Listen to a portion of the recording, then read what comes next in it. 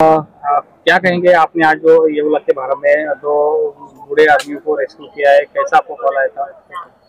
जो येवला तालुका वजहपुर तहसीलदार साहब का फोन आया कि यहाँ पर जो है पानी बढ़ चुका है ठेले के ऊपर किसी नदी में। तो वहाँ पे जो है दो एक आई और एक बाबा फंस गए थे, तो उनको जो है रेस्क्यू करके निकालना था। तो फौरन हम लोग मालेगांव से 3-4 लोग हमारे साथी को लेकर किला तैराक ग्रुप के लोगों ने यहाँ पर आकर उन दोनों आई और बाबा को बाहर निकाल दिया।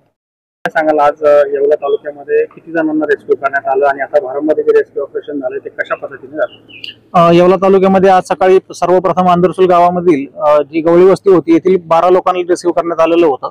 त्यानंतर मौजे भारम येथील या जेजूरकर मळ्यामध्ये जेजूरकर रामनाथ जेजूरकर आणि त्यांच्या पत्नी या दोघे अहिल्याबाई जेजूरकर यांना या ठिकाणी आता NDRFच्या टीमच्या साह्यानं रेस्क्यू करण्यात आलेला आहे।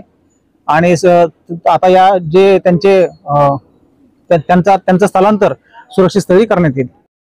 नवनाथ रामभाऊ जेजूरकर, माझे आई वडील काल इथे अडकले होते। कालपासून रात्रभर खूप पाऊस झाला, घरात पाणी शिरलं, ते खूप फोन केला मी तर फोन पण लागत नव्हता।